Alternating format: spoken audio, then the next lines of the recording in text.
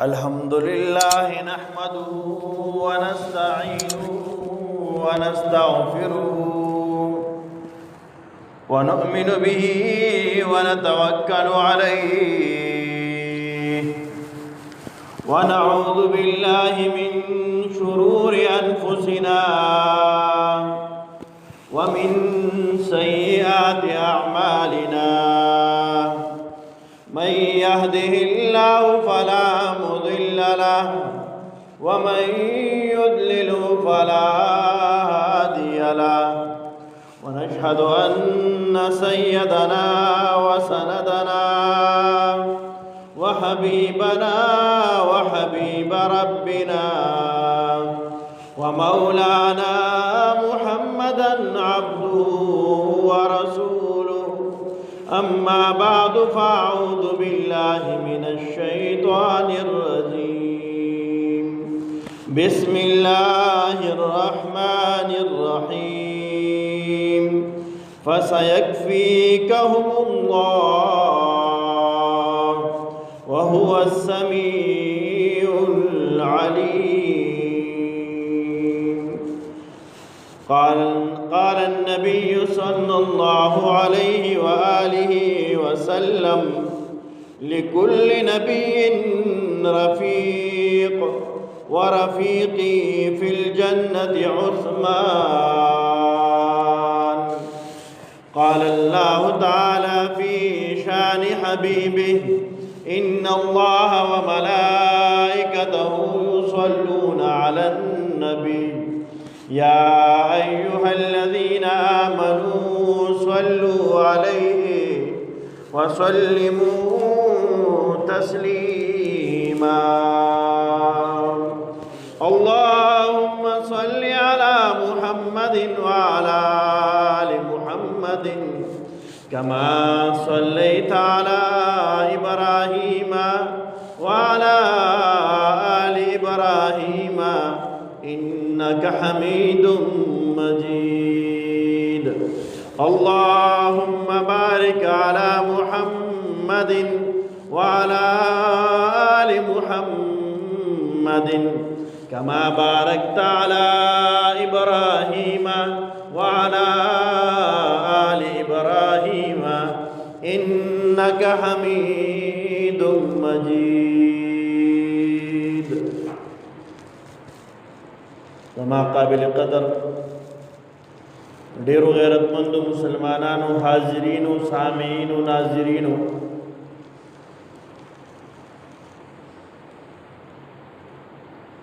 دین اسلام دا د امن نوم دی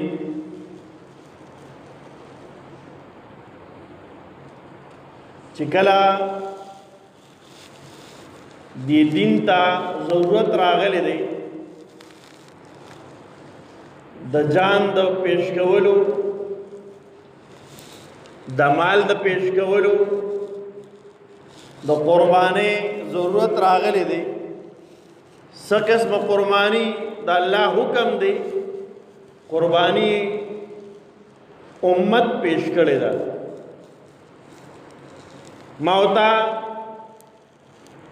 عبادت کو دام یو قربانی ده دا بدنی قربانی ده سو مالی قربانی او سو د زندگی قربانی ده ټول زندگی انسان اغا ورکی او صرف کی محترمو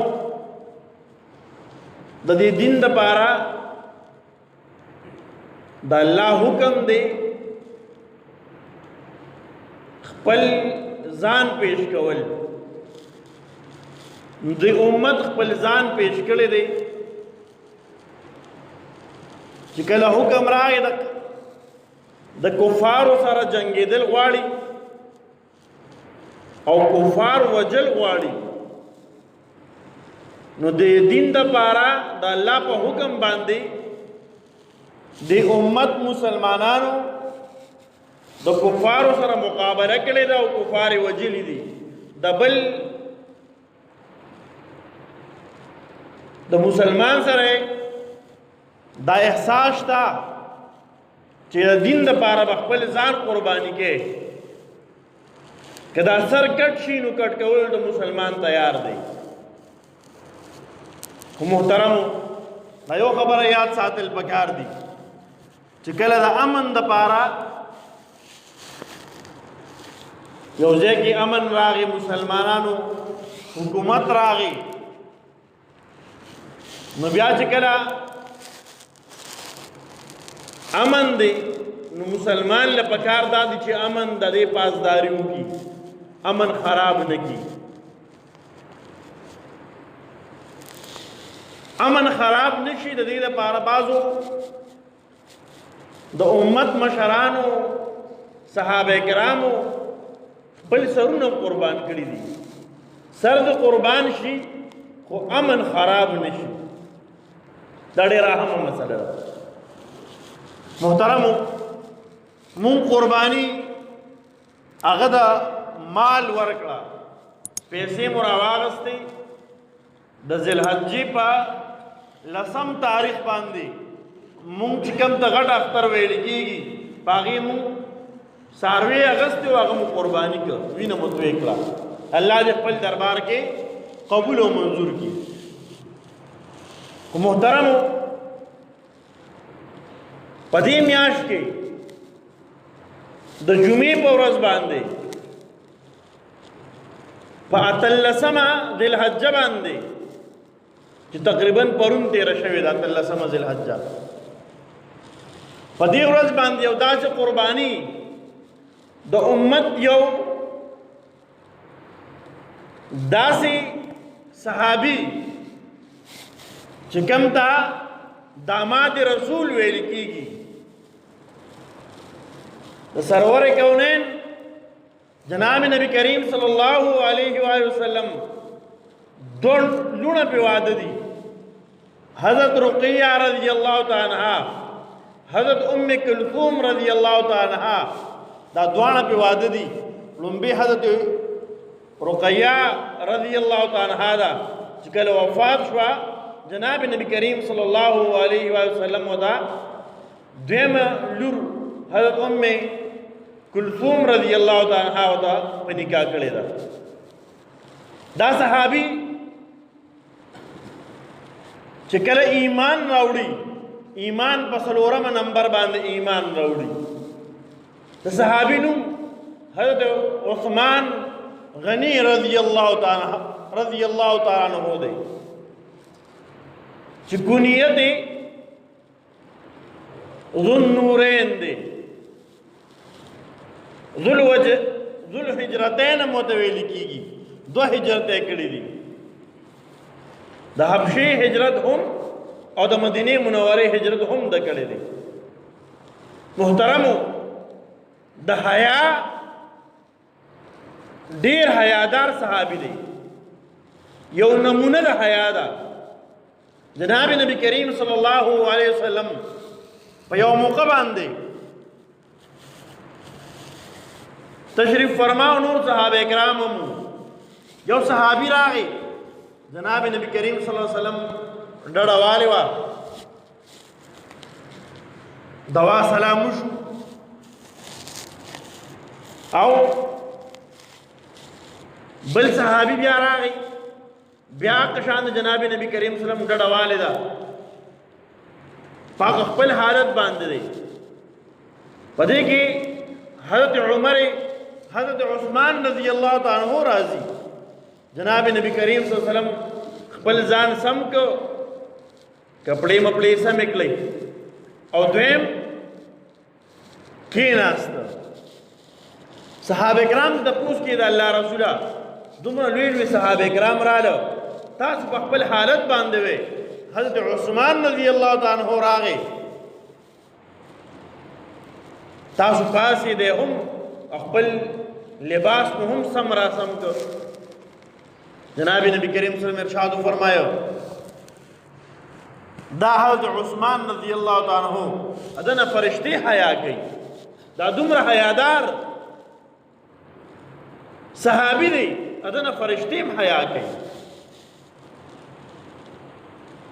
دا عام الفیل چکم دا بیت اللہ شریف باندے ابرہا عملہ کولا دا آئے کال دا آئے واقعہ پگم کال باندے حضرت عثمان رضی اللہ تعالیٰ عنہ دا پیدائش شوی دی دا خپل ځان متعلق پخپل فرمائی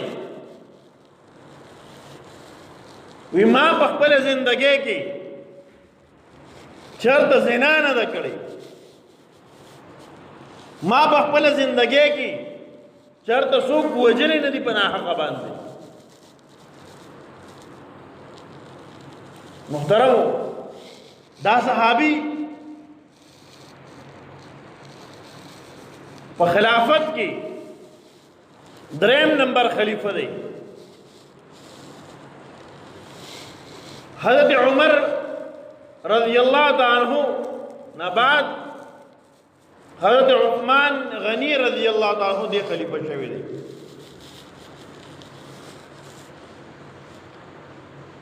محترم حضرت زندگی دیر واقعات مشہور دی او کتابونو کی نقل دی دا ټول نه زیات چې دی مشهور دی او د واقعات مشهور دی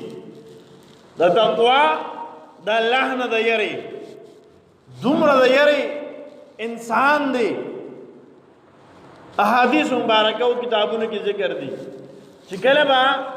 حضرت عثمان رضی الله تعالی عنہ د قبر په خوا باندې تیرېدو دومره زیات په جړل چې د سترګو نه به اوښ کې وبې دی او ګیره به لمده شوه صحابه کرام ته پوښت کی چې د جنت تذکرہ کیږي جهنم تذکرہ کیږي ته دومره جاړې نه دا کیفیت نه راځي چې کله د قبر خواله راشي د قبر په خوا ودرېږي دومره ولې جاړې فرمایل به ما د جناب نبی کریم صلی الله علیه وسلم نه اورېدلی دي چې دا قبر د آخرت د منزل نه لومبی منزل دی څوک چې په دې کې کامیاب شو مخکې منزل کې به کامیابي څوک چې دلته ناکامه شو مخکې به ناکامه محترمو دومره خو یره ده دومره د الله نه یریږي دومره د آخرت متعلق پړه کې یاره پرته ده یو خو ما وتایو دو رکعات نفل کو هغه هم پته نه لګي چې کوو به که نه کوو که د فرض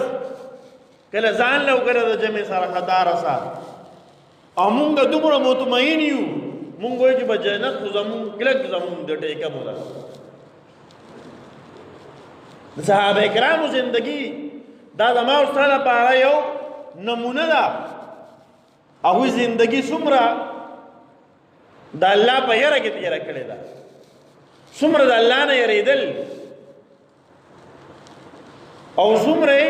زندگی په عباداتو کې تېره کړې ده دینم موتا که سوچ کو او لږ تاریخ وګورو مونږ خو ځان نه خبرو د دین نه مونږ ځان اسلامی تاریخ نه خبرو نن مونږ د دنیا د هر اکټر نه خبر یو کم اکټر سنو مې د کم ځای کې پیدا دی څومره زندگی ده څومره عمر تیر کړی دی څو سالګرې مناو کړې دا د هغه راته پته ده خو ما تا ته د دین اسلام د صحابه کرامو تعلیمات نه دي معلوم دا وی زندگی راته نه ده معلومه خبرم نه حضرت عثمان رضی اللہ تعالیٰ عنہ دومره په عباداتو کې دومره عبادت پې کو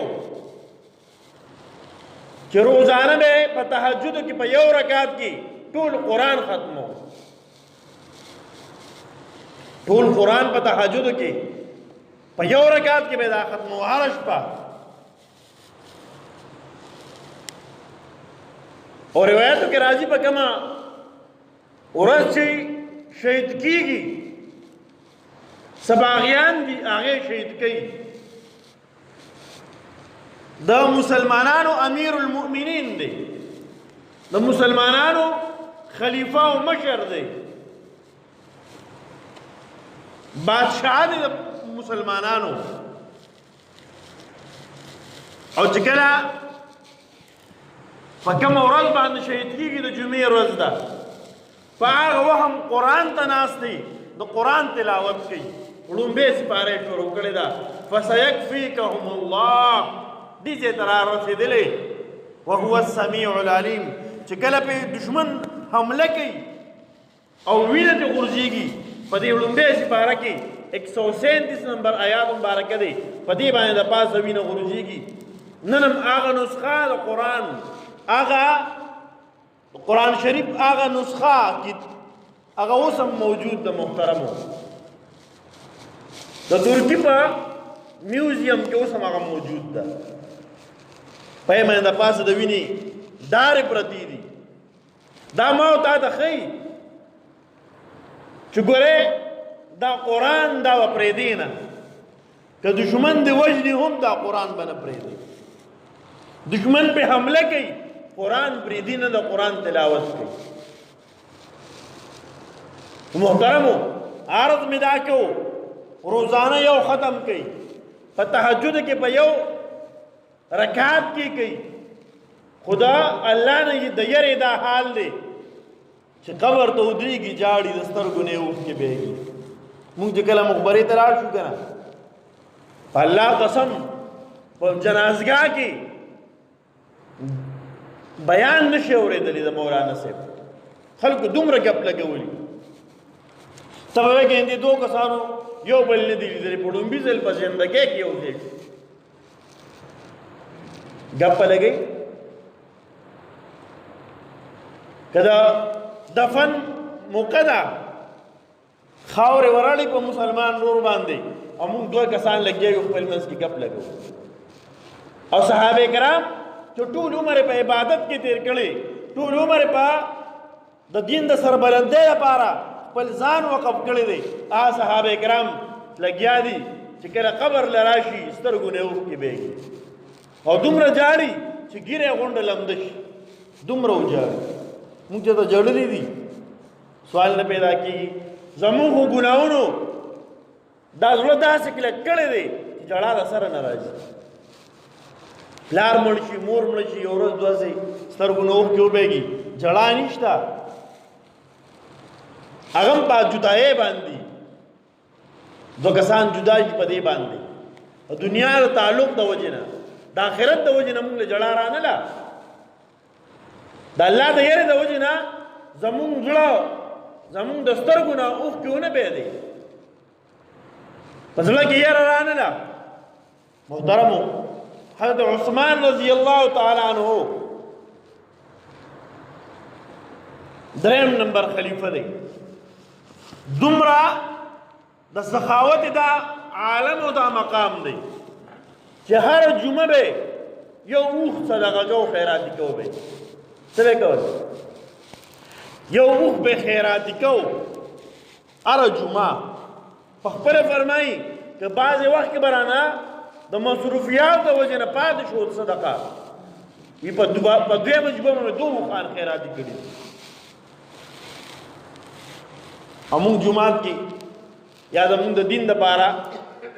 که 10 روپۍ جمعات کې غوښتلي هغه موږ نه شو ورکولی 10 روپۍ خو نن ماشوم هم ورکوي شي مړه موږ چندې د سره ښکته کړي چې زر دا چندې دا بکس واوړي ته به وایي او چې کوم کسان ورکوي هم ډېر لوی احسان کوي چې ما خو ډېر لوی غټه توره وکړه د خلکو قربانو ته وګورئ د ورځې یو اوښ په جمعه باندې صدقه کول دا ډېر ګران کار دی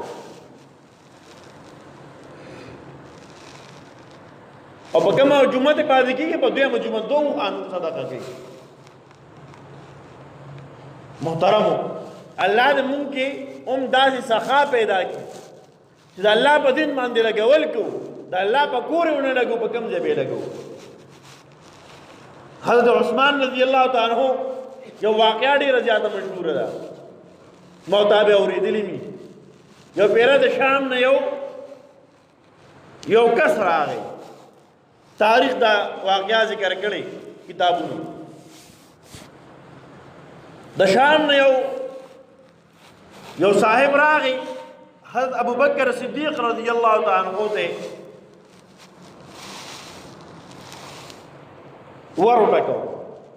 چې ور ورته وټکاو، ابو بکر صدیق رضی اللہ عنہ راووته، ورته وایي چې صاحب زه د شام نه راغلی مسلمان یم، زما کاروبارو د 3,000 یا 300 د دې دراهمو زما کاروبار زما دومره خراب شو، تاوان مې پکې وکړو، کاروبار هم لاړو، الټه تاواني هم شوم. دې وخت کې دومره قرضدار یم او بچی مې نار دي، غربت هم را باندې راغی، کاروبار کې تاوان وکړو. ابو بکر صدیق رضی اللہ عنہ ته فرمایل چې داسې وکړه، دغه یو صاحب دی، دغه ور له لاړ شي، هغه ته آواز وکړه، ور ورته وټکوه، هغه به راوځي، ما به ورته نه یادوي زه چا رالېږلی وم، خو دا خپله واقعه دی هلته بیان کا، هغه به سره امداد وکړي. او ابو بکر صدیق رضی اللہ تعالی عنہ امداد نشو کولی، دا سره څه وو، هغه ځان له غونډ هر څه په دین لګولي. تاسو به واقعه اورېدلې وه، په دیوال لاس وی تپوس دی کوي ولې په دیوال ولې لاس وی، وي دلته کې مې ستن لیدلې وه، جهاد موقع ده چنده کېږي، وي ستن مې لیدلې وه، ستن یې راواغېستله، وي هسې نه دا ستن پاتې نه شي کور کې، دومره په دین لګولي هغه ګړي، هر څه لګولي. صحابه کرامو دا خیالو چې نن به موږ د ابوبکر صدیق رضی الله تعالی عنہ نه مخکې شو، نمبر به یو شو. چې راغی جناب نبی کریم صلی الله علیه وسلم صحابه کرامو نه سوال په یو ناشنا طریقه وکړو، دی ونه وی سم راوړه، وی سم کور پرېښودل. ابوبکر صدیق رضی الله عنه فرمایل د الله او د الله د رسول مینه مې پرېښودې، نور مې هېڅ سم نه دي پرېښودی. صحابه کرام هوی چې د پوس بوکې سم راوړو، څوک وایي چې ما دومره مال راوړو، ما دومره راوړو، ما نیم مال راوړو. بهرحال عرض مې دا کو، ابوبکر صدیق رضی الله تعالی عنہ سره اوسه اونه حضرت عثمان غنی رضی الله تعالی عنہ ته ورولېږه، چې ورغی ور یې وټکاو، چې ور ورسېده نو حضرت عثمان رضی اللہ تعالی عنہ خپل کور کې د خپلو بچو سره په جګړه دی، جګړه په څه باندې وه؟ جګړه په دې باندې وه چې د الله بندیانو تاسو خواږه استعمالوئ، پی د پیو شربت کوئ، پای کې شات مچوئ، یا پی صرف کې د شربت دپاره یا صرف شادو کوبا چوي داس کې، نو دواړه ولې مکس کوي، دوه یو ځای کوي ولې؟ دا خو نه دي پکار، دا خو اسراف دی، خبره پوهېږئ؟ دا خو اسراف دی. شاد هم د خوږوالي کار کوي، پیم خواږه دي، نو دواړه کار ولې کوي؟ خو ګورې دا کله کوي، دا چې کله په کور کې لګوي هلی کوي. ښه مونږ الټه چلیږو، چې کله په کور کې نو ښه خوراک څښاک،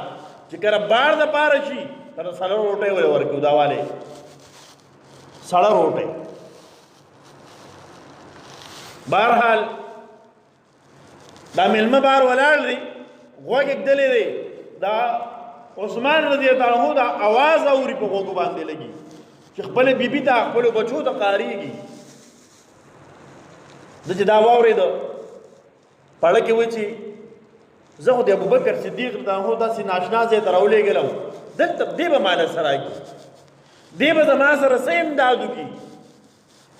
دې خو ځان له کور کې به جګړه دی، چې شاته او پیم ولې یو ځای کړي دي.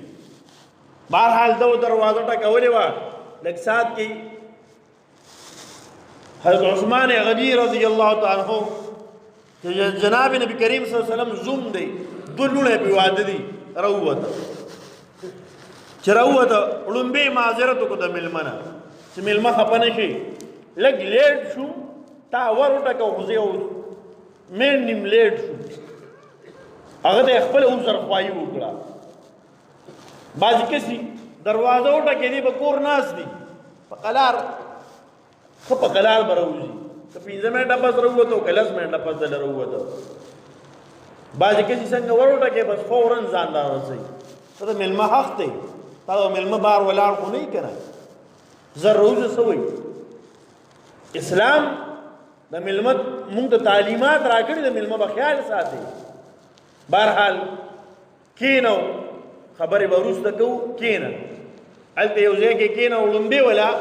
شربت راوړو چې پای کې هم پی دي، هم پکې شات مکس دي، او ورسره یې کجوري هم راوړلې. هغې شربت یې وڅښه، کجوري یې وخوړې. مېلمه ورته وایي چې صاحبه د حیرانتیا خبره دا ده چې کور کې جګړه کې چې شربت د پیو او د شاتو دوو شیزونو نه مه جوړوئ، یا صرف پیس کې یا صرف شاتو کې اوبه اچوئ او د هغې نه شربت کوئ. او مال دی دواړه راوړه، ورسره د کجوري هم راوړئ. هغه ورته وایي صاحبه مال د دې دپاره نه دی چې زما بچي دې په عیش عشرت وکړي، مال د دې دپاره نه دی، مال د دې دپاره دی چې د مېلمه پې خیال وساتلی شي، د مسلمان ضرورت پې پوره شي، د دین اسلام د سربلندۍ کې ولګي، د الله حکم راشي، زه خپل دین قربان، د خپل دین دپاره خپل مال قربان کړم. په یو موقع باندې د جهاد دپاره د چندې اعلان کېږي، څوک به څه ورکړي. حضرت عثمان رضی الله تعالی عنہ جناب نبی کریم صلی اللہ علیہ وسلم په مجلس کې پاسی، اې د الله رسوله سل آسونه به زه دا د الله په لار کې صدقه کوم. ویښه کېنه، بیا مطالبه وکړه، نور به څوک څه وکړي. حضرت عثمان رضی الله عنه بیا پاڅېده، اې د الله رسوله سل به ورسره نورم کم، 200 به ورکم. تیار سره د ساو سامانه چې پای باندې څومره راشن پکاري، څومره خوراک څښاک پکاري، دا به هم پکې ورکم. بیا یې مطالبه وکړه. ویښه کېنه، مطالبه بیا وکړه، نور به څوک څه ورکړي. حضرت عثمان رضی الله تعالی عنہ بیا پاسي، اې د الله رسوله 300 به کم، 300 سل به نورم کم. نبی اسلام فرمایل بس د کېنه د نور مسلمانانو لم څه موقع ورکړه. او په یو موقع یې وفرمایل که دا حضرت عثمان رضی الله تعالی عنہ بل هیڅ عمل ونه کړي، دا اعمال کافي دي، دی به جنت ته ځي. دومره لوی مقام و مرتبه ده. عرض مې دا کوو په دین باندې لګئ. وی ما مال چې غوښته او زه چې مال غواړم او راسره دی، د دې دپاره نه دی زما بچي دې پې شین دي وکړي، زما بچي دې پې د الله نافرماني کوي، زما بچي دې پې عیش و عشرت کوي. مال خو دې دپاره دی چې زه د الله په دین باندې ولګو. وی ښه خپله واقعه ورته بیانوي چې قرضدار شوی یم، ما سره امداد وکړه. وی ښه صحیح ده. رخصت کوئ، دوا سلام یې ورسره کول. ده ورته وایي چې صاحب تا خو ما سره څه امداد ونه کړ، هغه ته امداد مې سره کړی دی، په تا چې څومره قرض دی د هغې په ډبل ما تاله دغه اوښ باندې پیسې تړلي دي، یو خزانه ده پای کې پیسې دي، تا باندې څومره قرض دی د هغې په ډبل باندې، او دا باقي راشن دی، خوراک دی، غله ده، غنم جوار دی، کجوري دي، دا پرتی دي په دې باندې. ورته وایي حضرت دا اوښ چې دی راکړه، دا به بیا څوک واپس کوي؟ دا مه واپس کوه، دا هم زما طرفه تا د صدقه دی، په دې طرفه به ته سفر وکړې، دا دې سورلي شوه چې ورسې، دا ستا هلته د زندګۍ لپاره څه شي شو دا د سورلی شو کنه دومره په دین باندې لګونکي دی محترمو عرض مې دا کو دومره لوی صحابي د ده زندګۍ نه مونږ څه یو غافل یو خبر هم نه یو عثمان رضی الله تعالی عنہ څوک دی بس رب نوم اورېدلی بعضو خلکو نوم هم نه دی اورېدلی خبر هم دی نه یو حضرت عثمان رضی الله تعالی عنہ ما تاسو ته وی دریم خلیفہ د مسلمانانو دی د خلاف د مصر څخه کسانو بغاوت شروع کو سازش شروع کو زه مختصر ویم ډیره اوږده واقعه ده غونډه نه ویل کېږي په لږ ټیم کې مونږ خو جومات ته ډېر لږ ټیم له راځو که نه 15 منټه خبره اوږده شي په مونږ باندې بیا ثقالت راځي مونږ خو ماشمیږي که بار په پوله ناست یو ګینټه ګینټه پروا مو نشته که په دکان او په لارې په غاړه که ګینټه ګینټه ناست یو په زول غیبت کوو خوند راکوي ټیم باندې پوهېږو نه ټیم څنګه تېر شو په جومات کې مونږ باندې 2 منټه سیوا کېږي که نه مونږ وایو چې یا خدای پاکه نن ډېره کیسه اوږده کړه محترمو تعلیمات د اسلام دي په دې ځان پوهې کول پکار دي چې په دې 2 منټه سیوا ولګېده په دې باندې خوشحاله شه زه دین نه خبر شوم ما د پیغمبر صحابه کرامو پیژندل مونږ ته پته نشته نو مونږ به د هغه پیروي څه وکړو زندګي څنګه تېره کړې ده محترمو څه کسانې باغیان سازش شروع کړ د مصر څه کسان راله چې بھائی مونږ له گورنر بدل کا دی سازش و که دی به انکار وکړي مونږ به مخالفت وکړو جنگ به جوړ کړو دی به شته هغه گورنر بدل کړ د ابوبکر صدیق رضی الله عنه زوی محمد بن ابي بکر هغه گورنر کو ویلېږه او چې دا وکتل چې اخی دی خو عثمان رضی الله عنه خلیفہ دی گورنر بدل کو صحابه کرامو سره مشوره وکړه او بس کار وشو دویم سازش شروع کو د حضرت عثمان رضی الله عنه د نوکران چې غلامانو هغه په پیسو باندې واغستل او دویم کار دا وکړو چې د عثمان رضی الله عنه کم مهر و مهر د خلافت کم مهر هغه راپټ کړ او لیکنه وکړه د هغه ځای زوړ گورنر ته یا والی ته ویل کېږي هغه ځای مشر هغه ته د باغیانو په پټه باندې خط ولیکه چې دا کم گورنر ما درولېږه د ابوبکر صدیق رضی الله عنه زوی د باغیانو د ولیکه یو خبره یاد ساتئ ښه باغیانو عمر ته عثمان ته نه دی لیکلی باغیانو ولیکه دا درلېږم دا مې درولېږه دی چې دغه د ضرور رسینو دغلته یې مړ کې قتل کې مهر پټ کړی و هغې پې ولګو عثمان ته نه د کوم غلام و دی خو یې اخیستی و پیسې ورکړې وې د ده اس چې کوم د قاصد اسی هلته به پهچان دپاره 2 شیزونه پهچان و یو به مهر و یو به چې په کوم اس په دې لیږه چې دغه اس دغه لیږونکي کس و هغه به خلکو پېژنده دا د بادشاه اس دی دا د خلیفه اس دی نو چې کله په هغه لار روان شو په کوم لار باندې چې گورنر روان دی دا ابوبکر صدیق دا خو زوی روان دی مصر ته دواړه خپل منځ کې یو ځای شو پته ولګېده ته څه کې وي زه پیغام رسومه والي د مصر والي ته وي څه پیغام رسوې ما ته ووایه که نه دې وخت کې خو والي او ګورنر زیم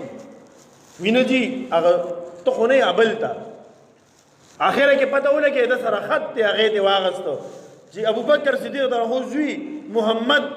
بن ابي بکر هغه چې کله وکړه خط دا خو زما خلاف دی ما وجني مهر په دا عثمان رضی الله عنه دی او قاصد او لیکون کې دا د ابو عثمان دنهو غلام دی اسم مسری دی دا غونډه خبره ښکارا شوې د عثمان دنهو خلاف سازش دی زیونی سو دا واقعي د صحابي د قتل متعلق تذکره ده سازش دی بهرحال محترمو خبره دې ځای ته راله باغیان راله او وی چې تا زمونږ ګورنر وجو مونږ له ګورنر راولېږو بیا یې وجنې د عثمان دنهو خلاف محاصره وکړه د کور نه د حضرت عثمان دنهو کور دا د جناب نبی کریم صلی الله علیه وسلم د روضې سره خواته چې د هغې نه څنګه سړی راوځي کم صاحبان چې عمرې ته تلي او سلام یې کړي جنت البقی طرف ته یو څو قدمه دقلته خواته یو ستنه د هغې سره دقلته یې کور و د هغې نه محاصره ګیر چاپېره تاو شو څلوېښت ورځې خوراک بند اوبه پې بند دی مونځ پې بند مسجد نبوي ته یې نه پرېښوده اوبه څکل یې پې منع کړه ارس یې پې بند کړه محترمو څلوېښتو ورځو پورې دقلته موجود حضرت عثمان دنهو صحابه کرام راله حضرت معیره بن شعبه رضی الله تعالی عنہ راغی او درې رایګانې ورکړې اخري خبره درې رایګانې ورکړې په دې درې رایګانو کې یو کار وکړه یا خدا سي وکړه چې دا روزه ته په حق یې مونږ د سریو الله بستا امداد کوي د دوی خلاف راځو جنګ کوو د باغیانو خلاف دویم مرایا داسې وکړه بهر دروازه بل ځای ته دروازه ده اب کلاو کو په پټه باندې به مکې مکرمې ته لاړ شي هلته به وخت تیر کې مکه مکرمه کې چونکې دشمن ته هم څه نشي ویلی نو هلته به تا ته د دشمنان څه نه وایي لهذا هلته به لاړ شي درېیمه ملک شام ته لاړ شه امیر معاویه رضی الله تعالی عنہ هلته گورنر دی مشر دی هلته لاړ شه ستا جان نثار هلته موجود دي دوی هلته نشي درتللی محترمو دا د ذوالحجې میاشت وه او په مدینه منوره کې صرف 17 صحابه کرام موجود دي باقي ټول حج له تللي دي ټول صحابه کرام چېرته تللي حج له تللي دي صرف 17 صحابه کرام دا موجود دي خپل وسې کړی دی پیرې مو له کړی خیال هم ساتلی څوکیداري مو له کړې ده محترمو دې ځای کې جواب کې وایي چړومبې خبره دا ده چې تاسو وایې روزه مقابله وکړه مقابله نه کوم دا د نبي اسلام کلی دی دا کلی زه په وینو باندې سور کول نه غواړم مدینه منوره کې زما د وجې نه وینه توی شي دا نه غواړم وی ښه دویم کار وکړه په پټه دروازه وځه او مکې مکرمې ته لاړ شه وی که هلته لاړم ما د پیغمبر علیه السلام نه اورېدلي دي څوک چې په مکه مکرمه کې د قریشو د وجې نه یا قریشو وینه توی کړه دی لپاره ډېر لوی وعید ذکر کړی دی ډېر لوی د عذاب او د خفګان تذکره یې کړې ده زه دغه جوړېدل نه غواړم د الله ناراضتیا سبب نه جوړېدل نه غواړم اسنه چې لاړ شم دا باغیان ما پسې راشي ما شهید کېل ده هلته وینه توی شي دا ډېر لوی دا باغیان به ډېر لږ ګناهګار شي زه دا باغیان دومره لوی ګناه ته پرېښودل نه غواړم ښه داسې وکړه چې لاړ شه شام ته لاړ شه هلته کې امیر معاویه رضی الله تعالی عنہ دی هلته لاړ شه دی جواب کې څه وایي وي زه د پیغمبر علیه السلام کلي پرېښودل نه غواړم دا پیغمبر کلي دی دا زه نشم پرېښودلی خیر دی که دلته مې مړ کي خیر دی شهید مې دي کي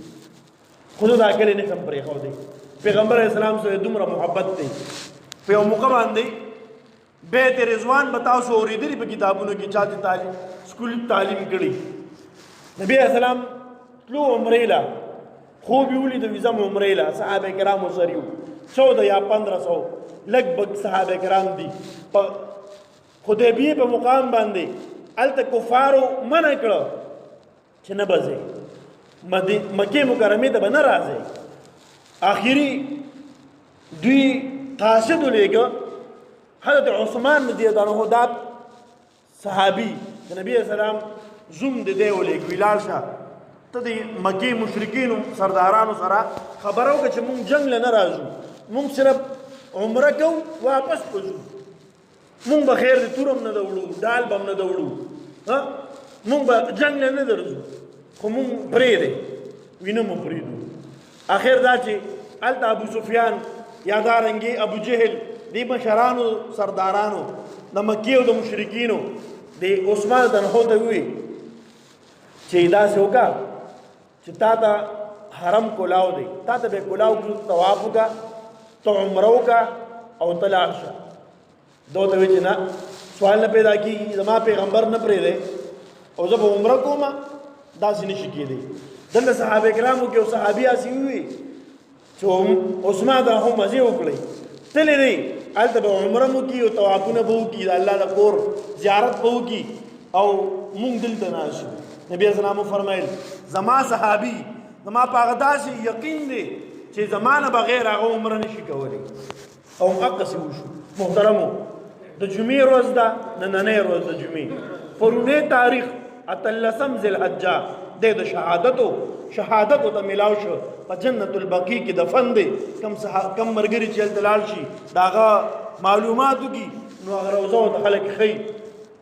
محترمو دا د زندګۍ کې ما تا ته یو تعلیمات دي د دین دپاره خپل ځانم قربان شي دا کمه سودا ده د امن دپاره توره به نه چوتی چې امني جنگ جګړه به نه کوي محترمو د دین دپاره صحابه کرامو ډېرې لویې قربانۍ کړي او موږ او تاسو د شپږو منټو قرباني نشو کوي ما او تا د لسو شلو روپو قرباني نشو کولی د الله په دین باندې پیسې هم لګول پکار دي د الله په دین باندې خپل ځانونه هم قرباني کول پکار دي الله رب العزت موږ تاسو ته عمل را نصیبه کړي او صحابه کرامو تعلیمات د هغوی په زندګۍ کې موږ ته پوهه الله را نصیبه کړي او د هغوی په تعلیماتو دې الله موږ ته عمل را نصیبه کړي الله دې د هغوی پیروي را نصیبه کړي دعا وکړئ اللهم صل علی سیدنا محمد وبارک وسلم یا الله زموږ ګناهونه معاف کړي الله ټول امت محمد یې ګناهونه معاف کړي ربا جناب نبی کریم صلی الله علیه وسلم پورا اتباع نصیبه کړي جناب نبی کریم صلی الله علیه وسلم د صحابه کرامو پورا اتباع زموږ نصیبه کړي ربا زموږ دا محله دا په دین باندې آباده کړي دې مشران ته دینداره کړي مشرانو عمرونو کې برکتونه واچي زنانو نارینه رب دینداره کړي رب دا کشران بچي دا ماشومان حافظان عالمان او دیندار وګرځي رب ټول حیادار کړي په ټول باندې د حیا د عزت صادر راخوري کړي د بیزتې د جن نمو ساتي د بیزتې د مرګ نمو ساتي د حلال مال مناسبه کړي د حرام مال نمو ساتي د بیزتې رب د بیزتې د مرګ نمو ساتي د شهادت مرګ مناسبه کې رب داسې مرګ را تراولي چې ته پې راضي او ته پې خوشحاله رب زموږ ټولو ته راضي شي وصلی الله علی خیر خلقه محمد و آله و صحبه اجمعین